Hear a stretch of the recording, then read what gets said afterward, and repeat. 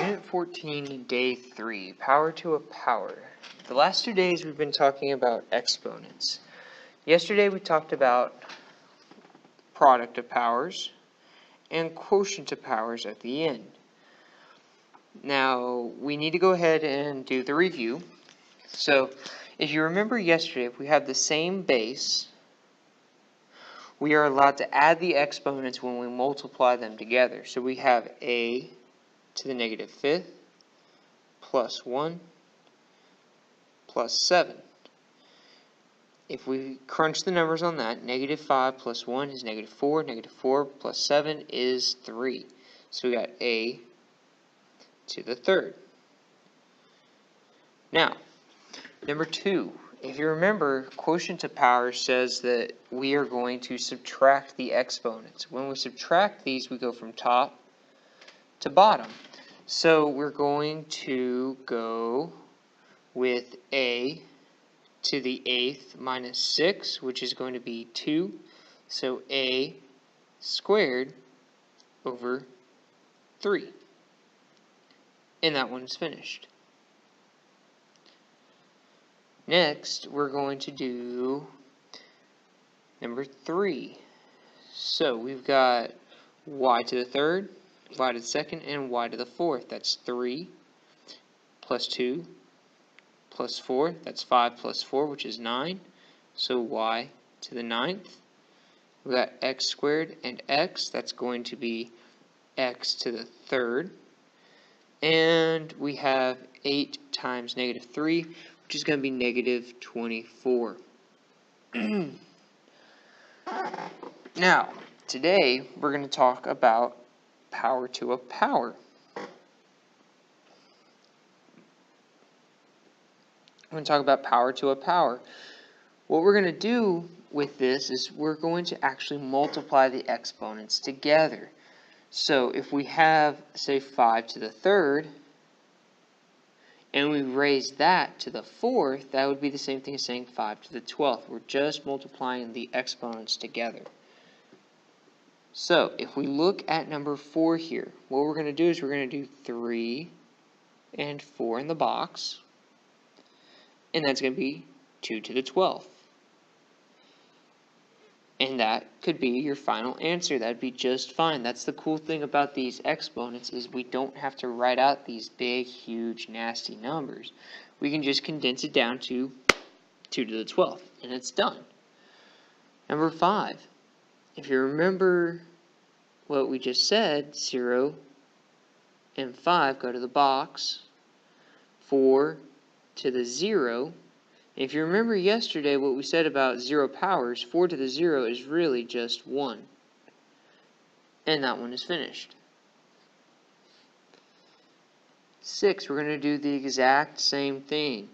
We're going to go 3 to the 2 times 4, which is really the same thing as saying 3 to the 8th, and you can end it there. Now number 7. Same situation. We're going to go x to the 4 times 3, which is really the same thing as saying x to the 12th.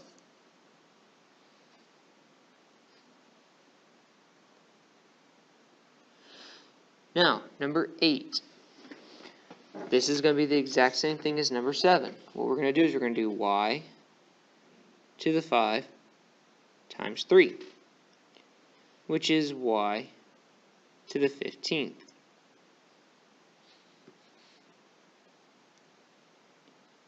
Number 9.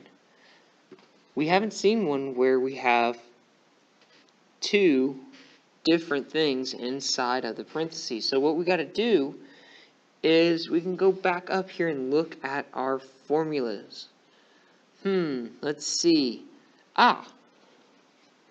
If you look right here, if you look right in here, we've got power of a product where we have 2 things inside raised to an exponent. And what that's going to do is it's going to send the exponent to both of our variables, or both of our pieces. So in our example here, we have 5 going to the 2, the x, and the y. So it wound up negative 2 to the 5th, x to the 5th, y to the 5th. We're going to do the same thing down here on number 9. We're going to take this 4, we're going to send it to the 3 and the n. And what that's going to give us is 3 to the 4, n to the 4th. Number 10 is the exact same thing. We're going to take this 3, send it to the 2, and then send it to the n. So we're going to have 2 to the 3rd, n to the 3rd. Number 11, again, exact same concept, except this time we haven't seen what happens if we have an exponent already there. Same thing that we've been doing. We're going to take the 3, send it to the 3. Take the 3, send it to the a squared. And we're going to have 3 to the 3rd, a squared times 3. So we're left with 3 to the 3rd, a to the 6th. You could also say 27, a to the 6th.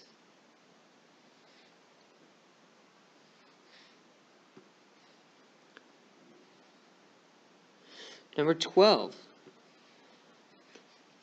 Same story, different verse. We're going to go 4 to the 2, 4 to the 3. So we're going to go a to the 2 times 4, and b to the 3 times 4. So that winds up being a to the 8th, b to the 12th.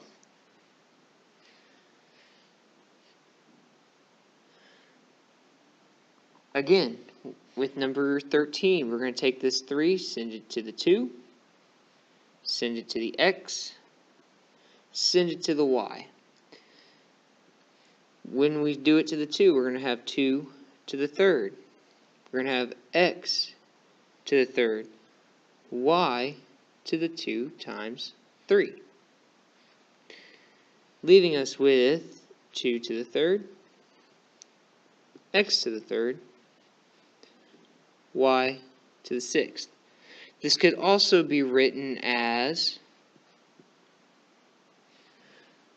8 x to the 3rd, y to the 6th. Now number 14. We're going to take the 3, send it to the negative 4, send it to the m, send it to the n. So what we are left with is negative 4 to the 3rd, m to the 3 times 3, n to the 3rd. And our final output for this should be negative 64, m to the 9th, n to the 3rd. And there you have it. Page 1 is done. Alright, now on to page 2. Now, if you look back at the formula chart on page 1, you can see that there's a formula that actually goes along with problems like this. Okay? And it's just quotient to a power. So what we have to do with this is we're going to do just the same thing that we were doing with the product to a power. We're going to send this third power to both of our numbers here. So, or both of our pieces. So what we're going to be left with is x to the 3rd, 4 to the 3rd. And what that's going to do for us is it's going to be x to the 3rd over 64. And that would be our answer. Now we're going to do the same thing on number 16. We're going to take this third power, send it to the x, send it down here to the 3. So that's going to be x to the 3rd over 27. Now we can keep on going. On number 17, we're going to send the 2 to the b to the third, send the 2 down here to the 5.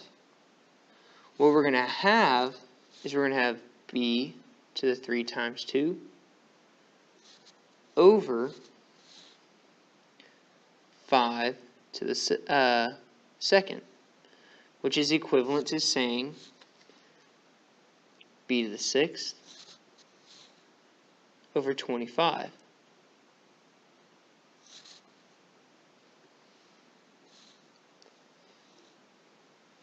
Now number 18 is going to be doing the exact same thing that we've been doing.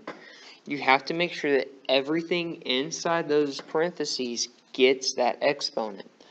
So, in the case of the squared here, that little squared, we're going to send it to everything. We're going to go to the 5. We're going to go to the a cubed. And we're going to send it down here to the b to the 4th. So what that's going to give us is 5 squared a to the 3 times 2 and b to the 4 times 2. So what that gives us is 25 a to the 6th over b to the 8th. And then what we're going to do is we're going to go 3 to the 4th rather, and send the 4 to the x. Going to send the 4 to the y to the 3rd, and we're going to send it down here to the z term as well. Now we've got 3 to the 4 x to the 4 y to the 3 times 4, and that's all going to be over negative z to the 4 times 4. Now we just have to do a little bit of number crunching here. We're going to have 3 to the 4th x to the 4th y to the 12th, and we're going to have negative z to the 16th. And that problem is finished. It's that simple. You can leave this 3 to the 4th as is, or you can convert it into or you could convert it to 81 if you like. Now, number 20. If you look back at the front of your paper, you'll see that there's another property that involves these right here, these negative exponents. So how we're going to deal with this is we're actually going to flip it over and then worry about sending that to stuff. So what we're going to do is we're going to take care of that negative, and how we do that is we're going to have 3 over 4 raised to the second. That's the same thing as saying 3 to the second 3 to the second over 4 to the second, which is the same thing as 9 over 16.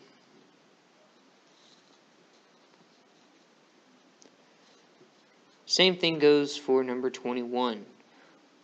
We're going to flip it over first. So we have x over y squared. My fault. We have y squared over x. Raise it to the third. We're going to send this 3 to both pieces, and we're going to have y to the 6th over x cubed. And that problem is finished. Now, number 22.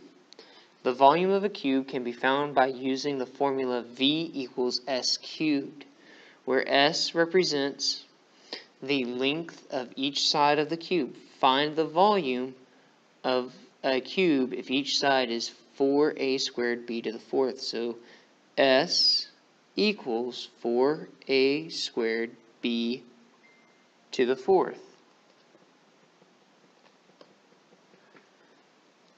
So what we can do is we can actually take this S and plug it in right there.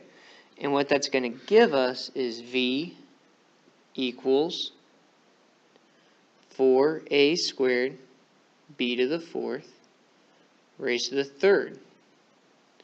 So it's going to be V equals 4 to the third, a to the sixth, b to the 12th.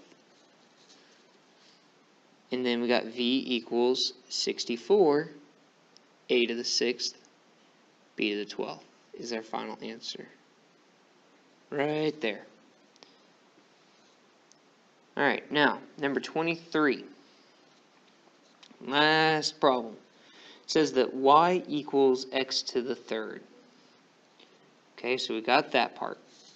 What is the equivalent to saying x to the 12th? So we've got that y equals x to the third.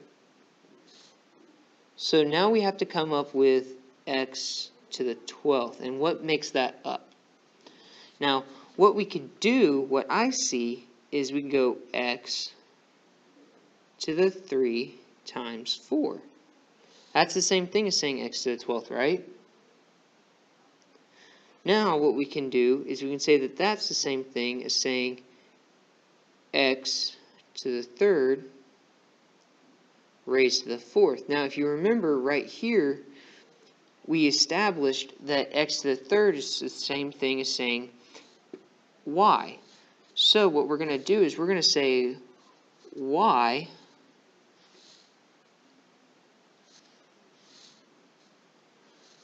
raised to the fourth.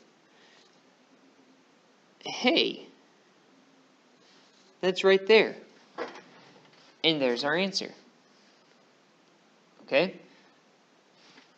Done.